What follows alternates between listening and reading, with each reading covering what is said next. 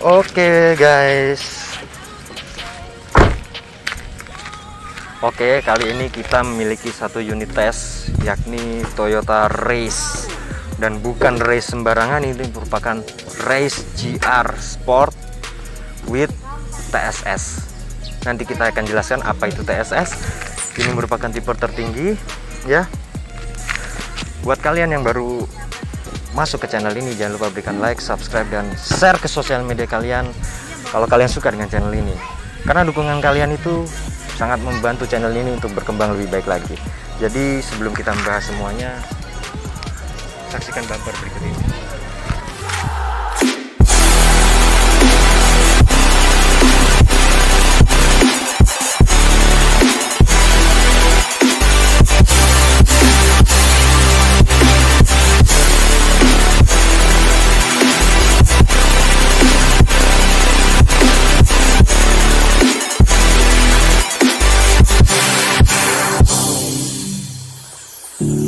Don't let me drown. Oke, sekarang kita akan bahas bagian eksterior dari mobil ini. Eksteriornya ini menurut saya gahar, estetik. Lihat siluet garis lurus tegak, menandakan mobil ini tuh sangat gahar ya. Ini menurut saya lebih baik mukanya ketimbang Daihatsu Rocky, meski memang satu basis. Dan mobil ini sudah dirakit di Indonesia ya. Dan komponen-komponennya ini keseluruhan milik Daihatsu seperti itu. Karena mereka memang sudah kerjasama sih, sama aja sih ya, antara Toyota dan Daihatsu itu sama aja ya. Karena Daihatsu itu berada di naungan Toyota seperti itu. Kita lihat untuk lampunya, dia sudah mengadopsi LED, DRL sebagai standar. Ini grill dengan aksen hitam, kemudian bumper. Karena ini yang tipe GR, dia terlihat lebih sporty seperti itu. Fog lamp juga tersedia di sini. It's okay sih, untuk bagian depannya tidak ada komplain. Saya sangat suka. Sekarang kita beralih ke bagian samping. Kemudian beralih ke bagian samping, dia di sini kalau kalian bilang ini mobil pendek, kalian salah. Lihat, cuma segini saya nih.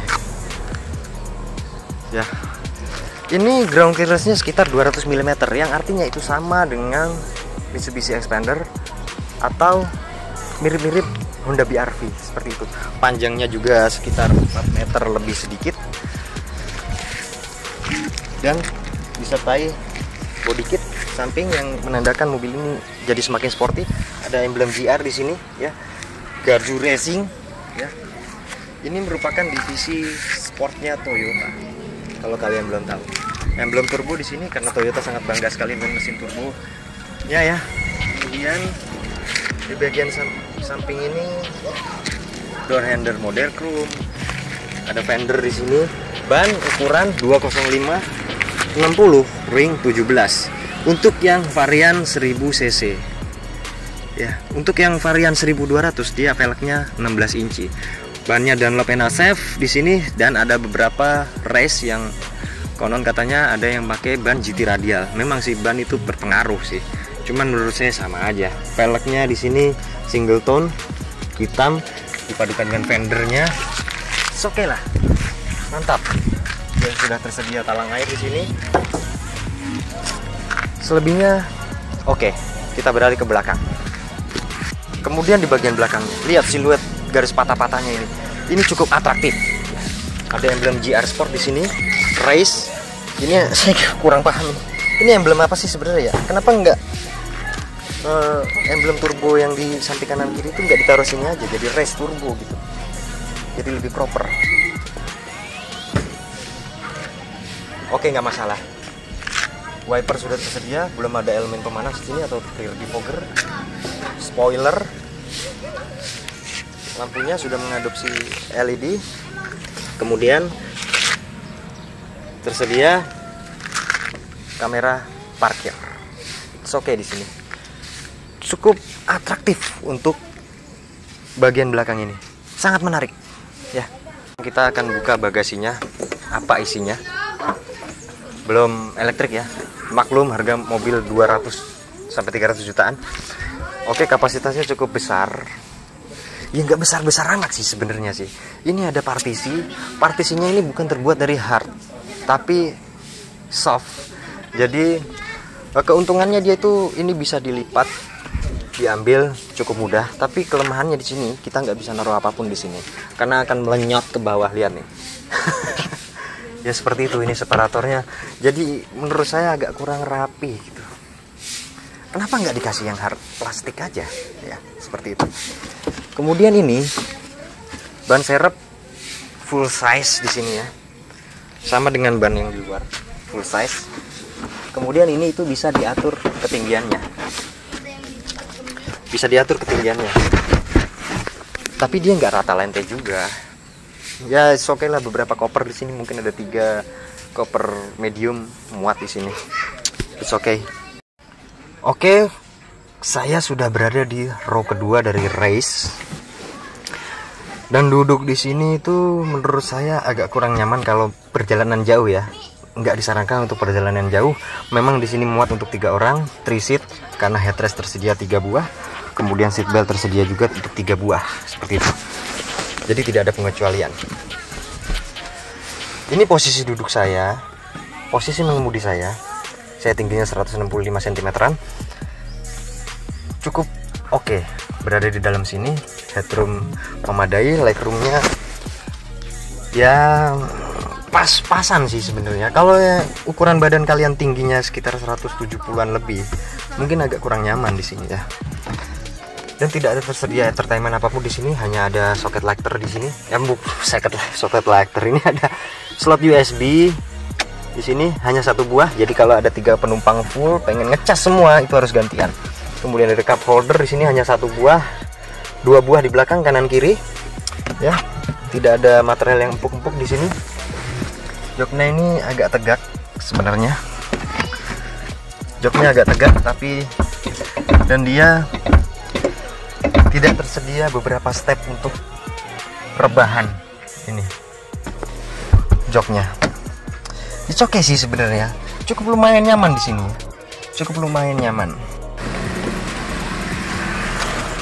Oke, sekarang saya sudah berada di bagian interior, bagian cockpit dari Toyota Race di sini.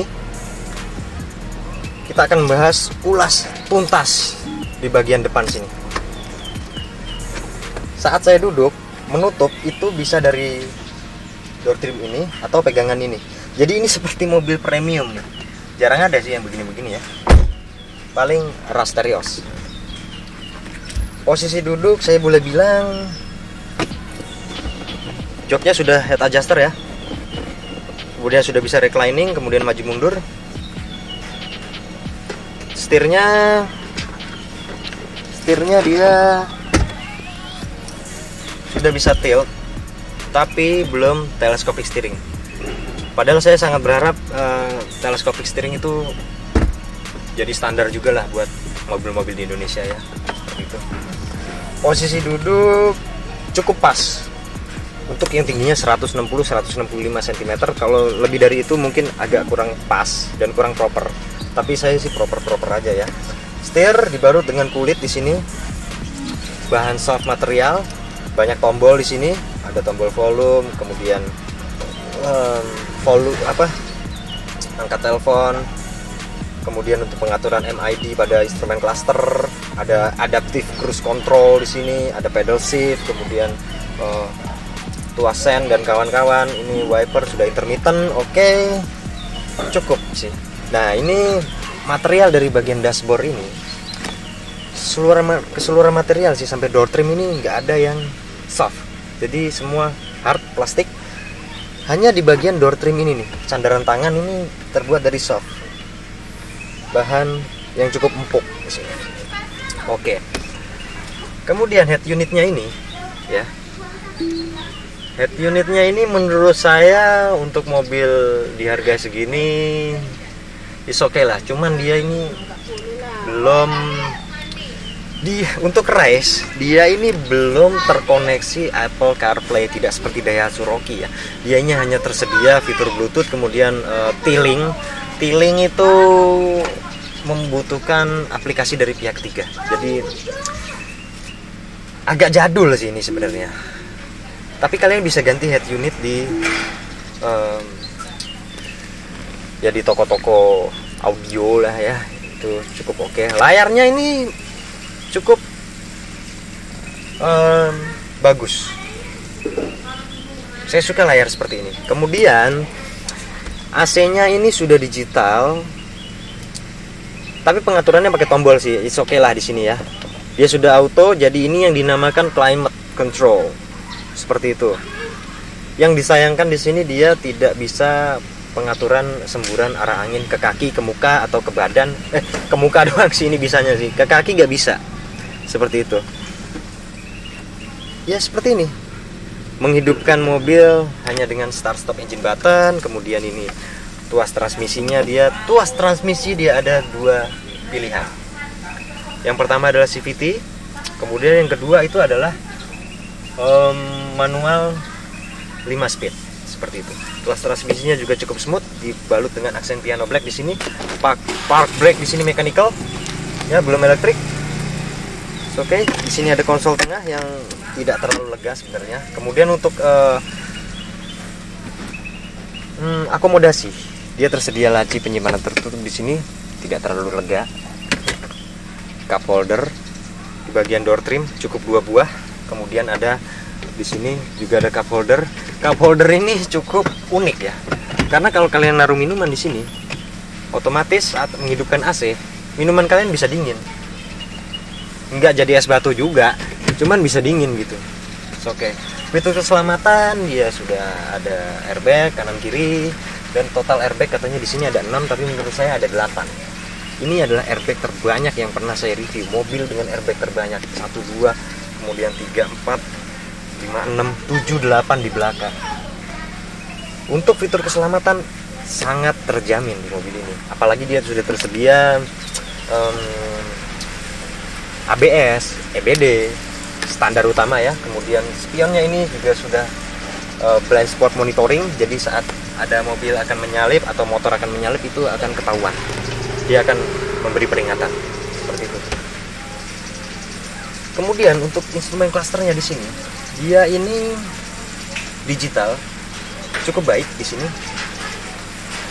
Saya amat tertarik dengan instrumen klaster ini, karena bentuknya ini sangat futuristik menurut saya sih. Oke, no complaint untuk head unit seperti ini. Dan dia di sini untuk instrumen cluster ini dia ada 4 setting untuk 4 setting tampilan sih ya. Kalian pengen tampilan seperti apa itu bisa di setting di sini. Cuman pengoperasiannya ini tidak bisa sambil berjalan. Harus berhenti dulu mobil, baru kita bisa pengoperasian mengganti settingan apa yang kita mau seperti itu. Ya saya tahu ini karena alasan keselamatan ya dari Toyota. Toyota sampai memikirkan hal seperti itu, gitu loh. Padahal beberapa pabrikan premium seperti Mercedes-Benz itu mentolerir perubahan setting pada instrumen cluster itu tidak berpengaruh untuk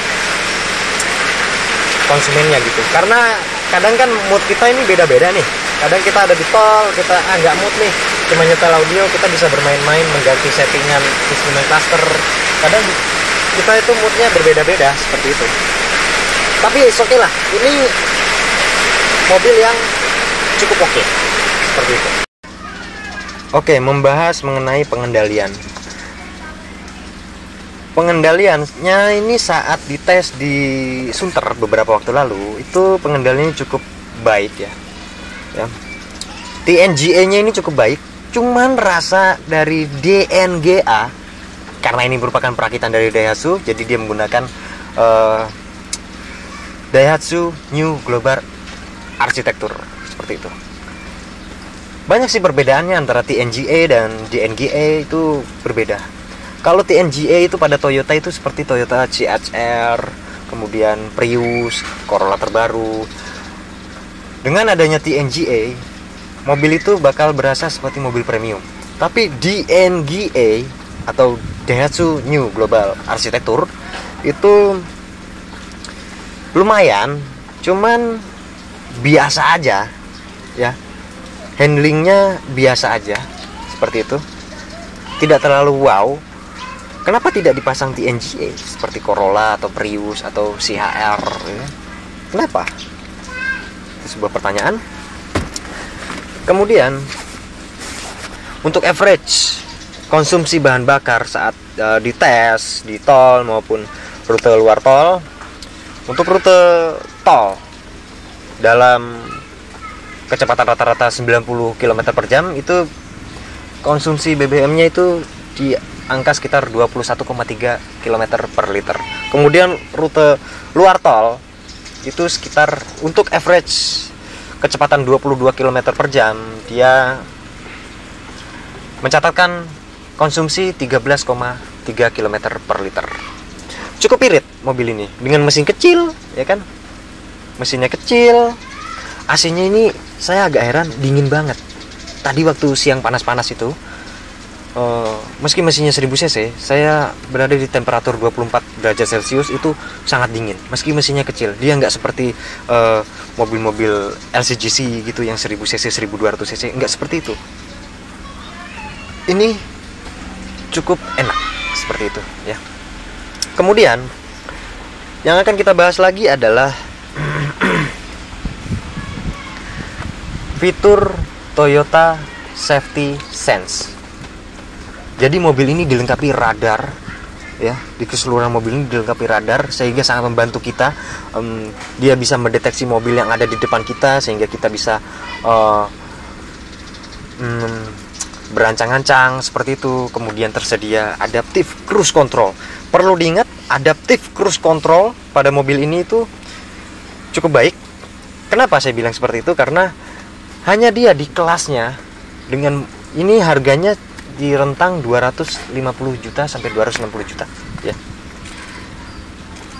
Mobil dengan harga termurah ini sudah tersedia cruise control. Sebelumnya mobil dengan adaptive cruise control termurah itu disandang Wuling Almas di rentang 350 juta sampai 400 juta, tapi sekarang gelar itu sudah berpindah ke mobil ini seperti itu.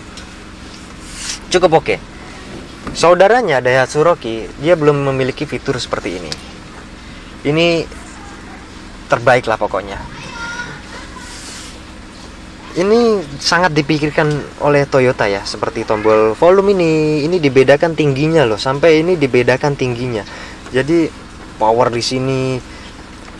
Ini untuk menaikkan volume ini yang agak tinggi, kemudian menurunkan volume ini yang agak rendah. Nah, sampai seperti ini dipikirkan. Saya cukup amazed dengan apa yang dikerjakan oleh tim Toyota. Oke di sini. Sekarang kita bahas bagian permesinannya. Mesinnya ini kecil sekali. Engine bay-nya aja masih kosong. Ini 1000 cc, 3 silinder. Karena dia memakai turbo, jadi tenaganya itu sekitar 98 PS, torsinya 140 Nm. Mestinya mobil ini itu irit bahan bakar, tapi tidak terkompensasi dengan pemakaian bahan bakar yang boros. Tapi nanti kita tes di jalan ya. Fitur seperti ABS, EBD sudah sebagai standar di sini. Oke. Kemudian kap mesinnya ini tidak terlalu berat. Dia ini tidak dicat warna body. Catnya ini kualitasnya tidak sama dengan bodi luar, tapi memang tidak sebuah keharusan sih ya untuk sebuah pabrikan mengecat bagian kap sini, kan tidak terlalu penting ya seperti itu. Jadi sekarang kita akan tes performanya.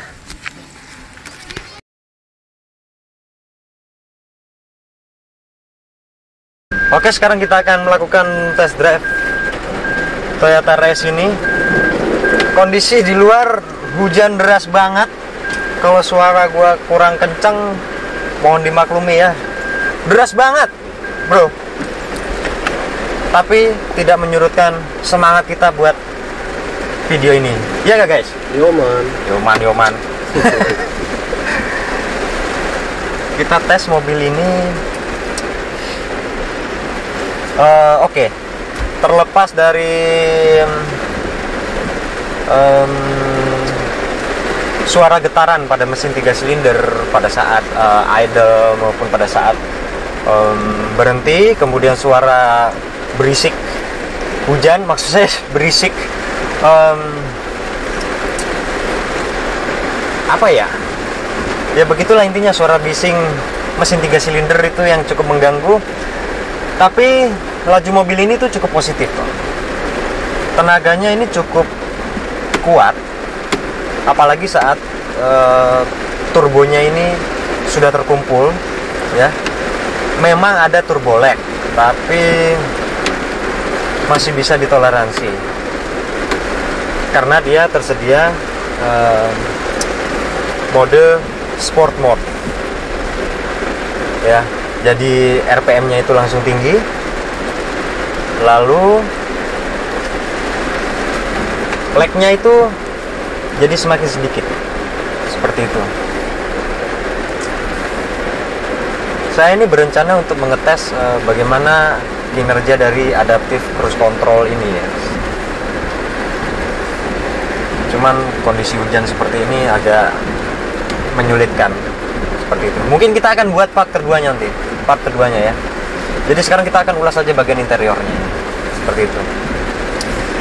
Tenaganya ini cukup oke, tenaganya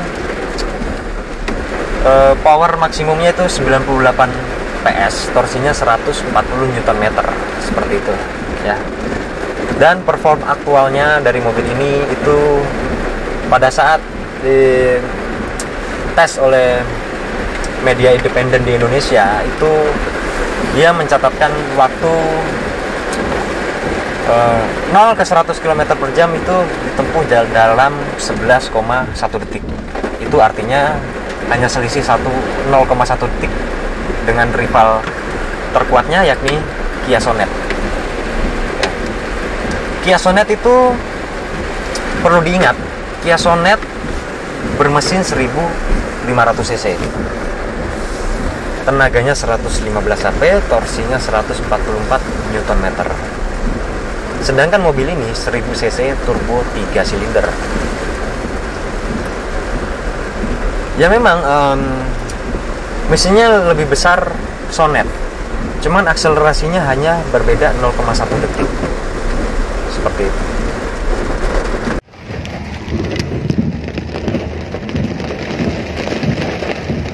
Oke. Mesin 3 silinder itu pada dasarnya akan memiliki getaran yang cukup goblok. Gagal. Ini loh masalahnya.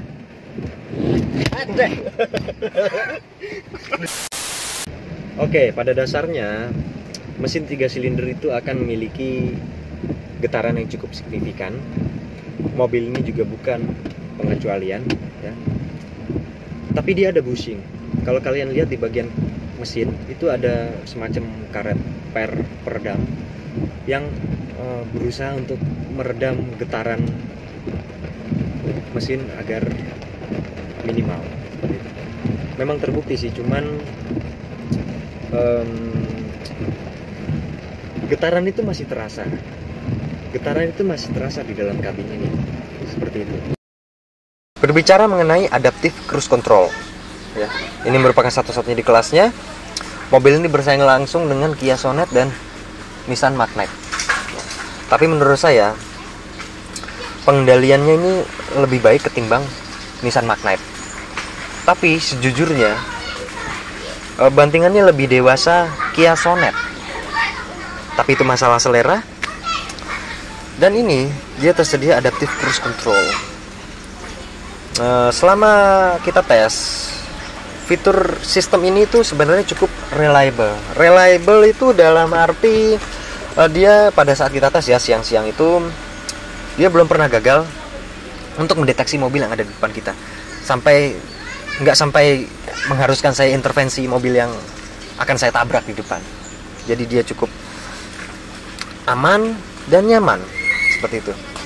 Dia juga ada 3 mode set jarak ya pada saat cruise control ini aktif, dan settingan terdekat itu masih cukup jauh.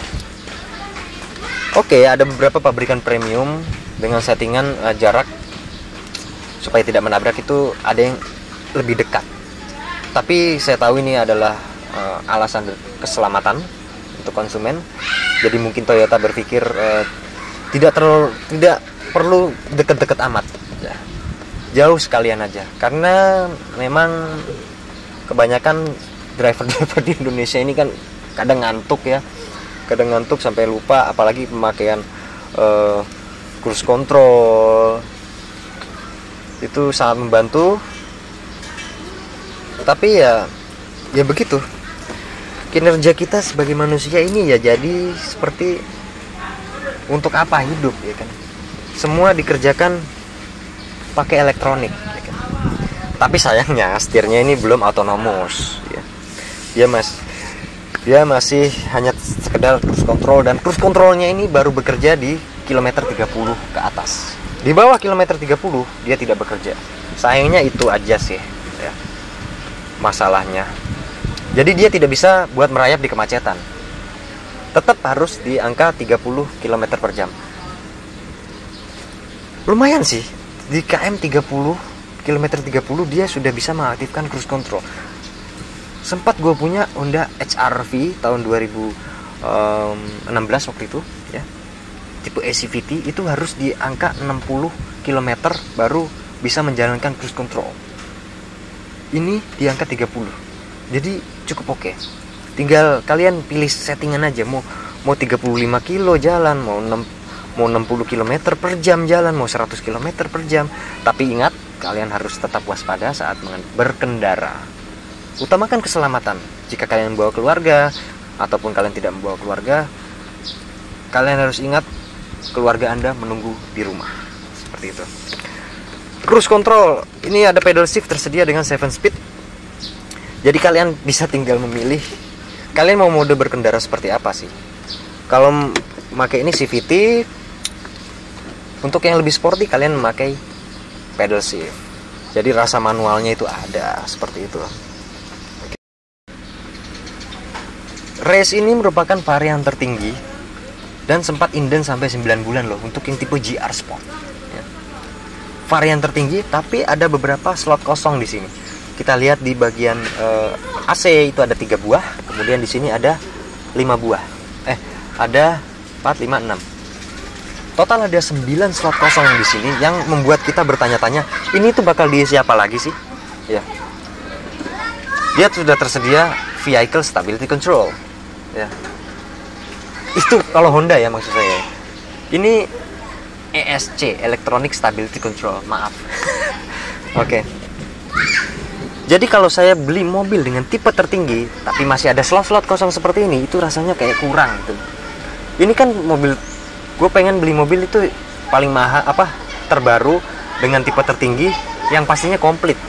Tapi ini masih ada slot-slot kosong. It's okay, mungkin di tahun depan akan ada regenerasi dari Toyota untuk slot kosong ini. Tidak ada komplain. Oke guys, jadi mungkin itu saja video singkat kita tentang Toyota Race GR Sport with Toyota Step-Sense. Mobil ini sebenarnya sangat menarik sekali, sangat proper. Mobil yang nggak fun to drive sih, karena ini menyasar pasar anak muda. Jadi dia ini cocoknya hanya di perkotaan saja, seperti itu. Ini cocok buat kalian mobil ini untuk pakaian hari-harian, karena mobil ini sangat irit, cukup bertenaga, harganya juga cukup terjangkau. Dan kita tahu brand Toyota itu sangat mudah sekali spare part-nya, ya kan? Dealer Toyota di mana-mana. Gak nemu Toyota Daihatsu, karena ini rakitan dari Daihatsu. Mobil ini sudah dirakit oleh Daihatsu, dirakit di Indonesia. Kalian bisa pesan langsung dan langsung bisa pakai mobil ini. Kalian bisa langsung taruh. Tapi unit yang kita tes ini gak dijual. Ini saya boleh dapat di hujan. Kebetulan orangnya baik banget ya, Pak Haji Sobari. Wah, saya berterima kasih banget buat Pak Haji Sobari. Saya boleh bisa nyoba mobil baru ini. Ini beliau baru dapat tuh. Beliau baru dapat. Makasih Pak Haji Sobari. Salam. Jadi jika kalian suka dengan channel ini, jangan lupa berikan like, subscribe channel ini, dan dukungan kalian ke channel ini tentang lebih baik. Saya dari Korsel Nosel dan seluruh kru yang bertugas, termasuk kameramen kita Mas Rizky Putra, kalian bisa cek Instagramnya di link yang ada di bawah ini. Main-main juga di Instagram kita di Korsel Nosel, link juga ada di bawah. Dan mungkin itu saja video singkat kita. Mohon maaf bila ada kesalahan, karena kita hanya reviewer amatir yang berusaha untuk memberikan informasi seakurat mungkin buat kalian. Jadi mungkin itu saja video singkat kami, dan salam Korsel Nosel.